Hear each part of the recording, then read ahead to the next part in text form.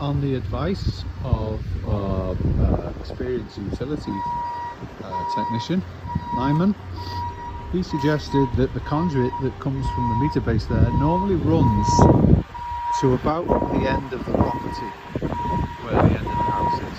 So that's why we put this hole in here, to see if we can find where conduit goes to just buried cable. Unfortunately, it does go through further, which we can see if we just lift that up.